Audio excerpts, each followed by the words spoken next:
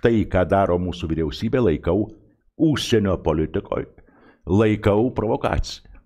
Ir labai rimta provokacija. Sąmoningai tai yra daroma. Todėl, jeigu rimtai kalbant, tai yra mano asmeninė nuomonė. Sąmoningai. Mes labai rimtai artėjam prie branduolinio karo. Ir tai nejuokinga. Aš negąsdinu, aš sakau taip, kaip yra. Ir jeigu mes su jumis nepradėsim sakyti garsiai, prieštarauti mūsų valstybės vyrams ir moterims, kurioje vykdo šitą politiką, kad sakyt, nu ne, mes nenorim. Na, negali erzinti beprotiškai. Negali galvot, kad tu esi pasaulio bamba ir kad tu užmėtysi kepurėm vyrai ir moterys. Tie, kurie sėdėt valdžioje. Ir tie, kurie bent jau įtakoja šitą valdžią, nurimkit. Nurimkit pagaliau. Nedurniuokit. Kam jums reikia, kad šito proceso metu nuo paviršiaus, na, sakykime, tai galimai nuo paviršiaus gali būti nušluota visa tauta. Kam?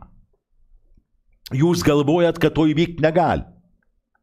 Nu, daug kas galvoja prieš Pirmą pasaulinį karą, prieš Antrą pasaulinį karą, daug žmonių, tiek Vokietijoje, tiek Austrijoje, tiek Prancūzijoje, tiek Anglijoje, tiek Rusijoje. Nu, visi jie galvojo ir irgi taip pat kepurėmis mėtė, valio, mes tuoj pat čia už visus sutvarkysim, mes čia tiek galingi, taip toliau panašiai. O gavosi kas? Pirmajam mėsmalė 10 milijonų, antrajam mėsmalė Europai 50 su viršum milijonų. Niekas karo nenorėjo. O užteko vienus su šiek tuo, atsiprašau, trumpaiškai veiksmų ir jis prasidėjo. Kodėl mums taip reikia tos rusofobijos? Nu, kodėl mums reikia? Todėl, kad tai yra vienintelis dalykas šiai dienai, kuris dar gali palaikyti ES gyvybingumą. Baimė. Mums seima pastoviai baimė. Mes šiandien, kada karas mums atvirai kalbant panosim, mes šiandien bijom išeiti gatves. Ir pareikalauti, nes mitingas. Nu, neturim mes tiek lėšų, kad suvežtume, sakykime, kaip kokią nors sisteminė politinė jėga, suvežtume jaunimą iš visų kampų, jaunimas visada važiuos, jam tik svarbiausiai, duokit jūs jam galimybę pasiausti. Motyvacija, jo. Na ir visą tai, ką mes matom, grįžtant prie Lietuvos, jeigu rimtai kalbant, nu. Tai yra taip nestabilu ir taip laikina, kad bet kuriuo momentu gali gauti iš vienos ir iš kitos pusės. Arba subirėti gali viduje, prasidės didelės pjautynės.